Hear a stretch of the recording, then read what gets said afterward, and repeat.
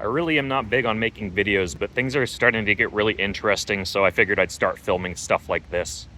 What my day looked like today.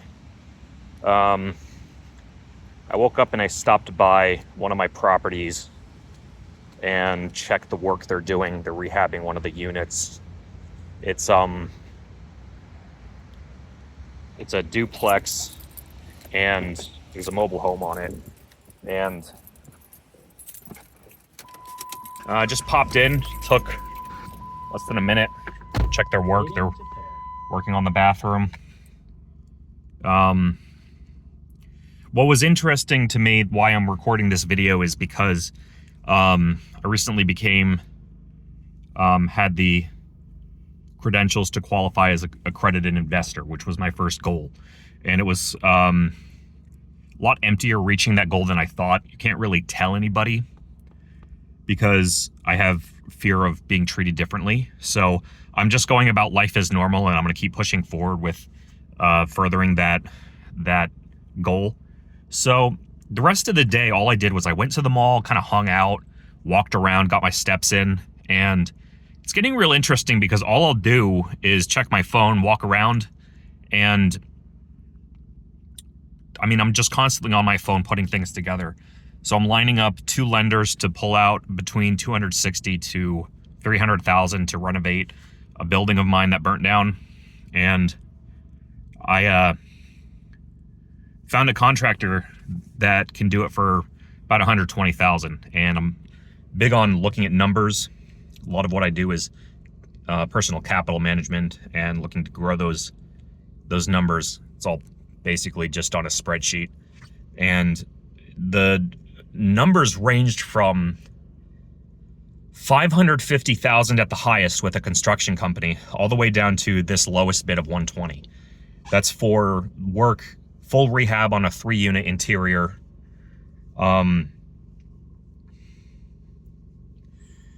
New electric, new plumbing, new roof, new walls. They need to replace a handful of joists on one side of the building because of the fire damage. They're going to spray it with Kills. Complete rehab on the interior to look like a new building. And they do excellent work. They showed me their pictures, and it's not just about the low bid, but it's also about the quality of the work. And I had a contractor send me a bid for $212,500, and he never sent pictures. He never sent me his license, so I don't feel comfortable using him. So this was referred by a very reputable realtor. And I'm starting to see, when you understand how the banks think, your net worth can really grow, because a lot of it is just what people say your net worth is. So for example, I learned how to evaluate an income-based appraisal, and that way I know where my assets sit with their value. It'll be a property that, let's say you reach out on Realtor and you have a handful of realtors go by and check.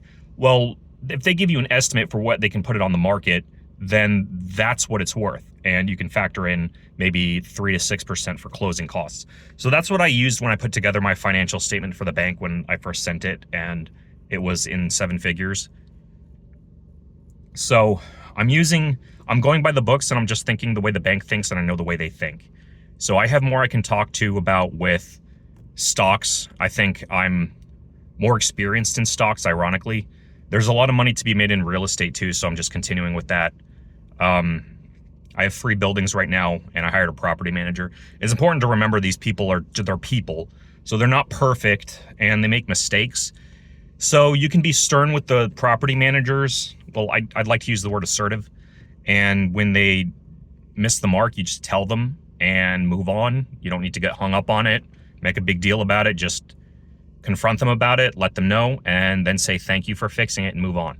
That's how you handle people. And I think that works best. I'm really just making this video because things are starting to get really interesting. I mean, all I did today was kind of hang out. Like, I went to a second in Charles, and I'm just on the phone putting these things together, planning meetings. I had a meeting planned with a retail partner of mine, and they didn't show up, and that's fine because I talked to their COO about a licensing discrepancy. If I'm looking around a lot, it's just because I don't know what to say on this. I don't have anyone to talk to about this. I feel like I finally have something interesting to share now that I hit that accredited investor status. I can't talk to anyone around me. I certainly can't talk to any of the girls I'm planning dates with. They don't seem to care. I can't tell them. I wouldn't want to tell them. Getting bailed on a lot with that, and I really don't want to deal with it right now. So my days typically look like going to places like this, getting steps in, tracking my steps. I did 9,000 today. It's about 2:40 p.m. and I'm just maybe going to go to a coffee shop. So I'd like to, I mean, that's what it looks like. This is what my day looks like as a full-time investor. It's a lot of looking at the net worth. I created a table and I just track it. This is nothing sorted. This is a spontaneous video. I had no script, no plan to grow a channel or anything like that. It's just, I'm just sharing because it's interesting. And if anyone finds what I say interesting, I'll be happy to share. I have no intent of that happening.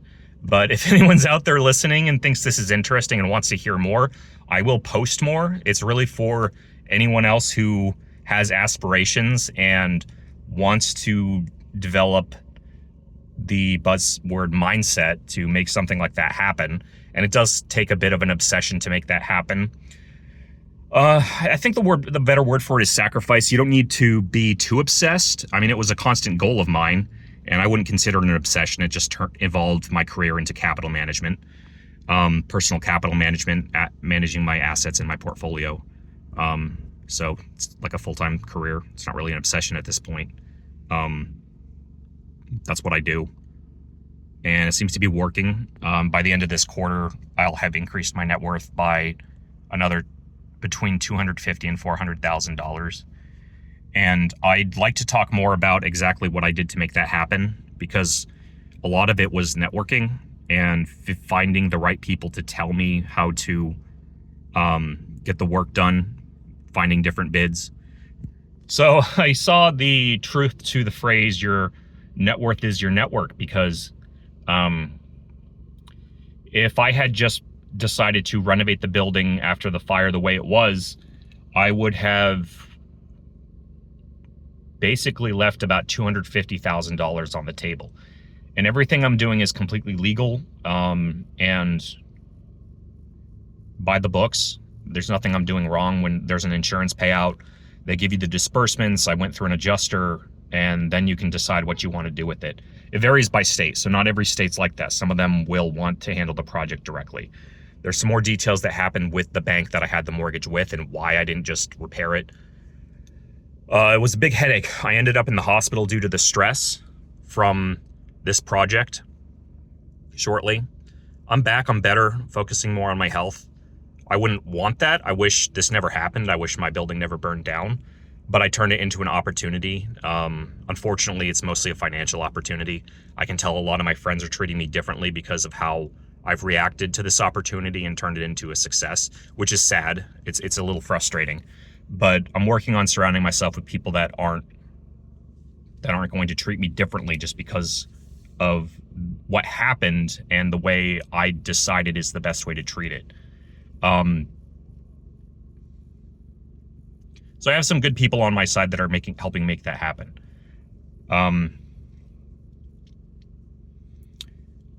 I started this video just to kind of talk about what I do, what my day looks like. So it's 2:50. I already got a lot done, a lot of meetings, a lot of making things happen, and I don't have to be anywhere to do that. I can do it wherever I want. Bookstores, malls, just walk around, hang out, get things done.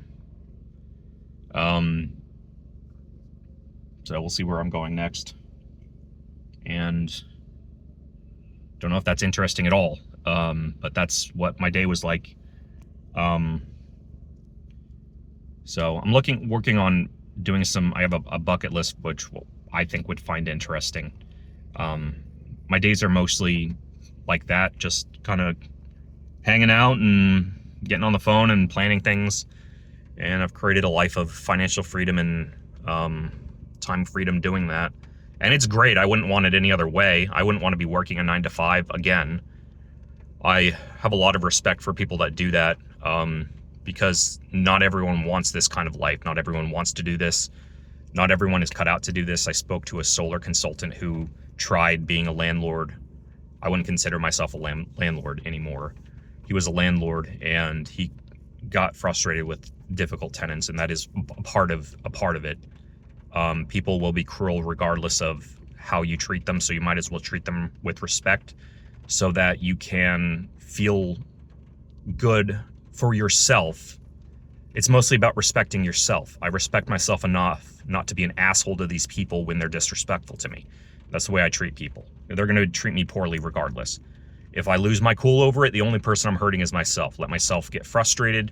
I'm the one that's frustrated. They're going to be frustrated regardless. Most of my day I'm cruising around listening to some sort of book. Finished 21 books this year. Listen to audiobooks. I do know how to speed read, but I only do that with magazines when I'm sitting at the cafe. I don't want to speed read a full book because I don't have as good of retention. My retention's really good for when I listen to audiobooks, and that's how I prefer to read, if you can call it that, to finish the books. So the one I finished recently was Millionaire Next Door. Don't agree with a lot of it, but I get what they're saying. The spirit of the book is to be a producer, and a lot of it was about how millionaires live kind of a frugal life, and that's probably true. I drive a $4,000 car, and I plan to upgrade, but if it goes well with my retail partnership, I might buy a luxury car. I might not. It depends. I'm taking a course on how to buy these vehicles and treat it as a wealth transfer and use something like, what I'm looking at is a Bentley, a used Bentley, because they depreciate a lot. So you can get a 2015 to 2019 Bentley. I prefer those older cars anyway. I don't like their new headlights. But I'll only get one if it won't be a huge resource for my wealth, and I can drive it around, buy one low miles, drive it, and enjoy it as a daily driver. Otherwise, all I'm going to get is a Toyota Corolla hatchback, and I think those are nice cars. And there's something kind of neat about just driving around in an average car and knowing that you are affluent. There's something kind of fun about it. I enjoy it. I was thinking about posting some Reddit posts about what I'm doing with my life on a throwaway account, because I'm not comfortable sharing what I'm doing publicly. So it's very tempting, but I know it's not appropriate. But I wouldn't have it any other way. I wouldn't want to, be working. I tried corporate life, and it was very hard for me because I'm not cut out for that. And I think I do well with this kind of work. There's more details that I'm not really comfortable sharing on a first video. So this is nothing sorted. This is just who I am, just candidly what I'm doing, career-wise. And if anyone cares, that's I'd be happy to share more about what I'm doing with my life. This has already gone on too long, and I feel like I'm rambling now. So, if there's anyone listening, feel free to leave a comment, or however I'm going to post this, say hi, or whatever the content is. So, and thanks if there's anyone out there listening. Bye.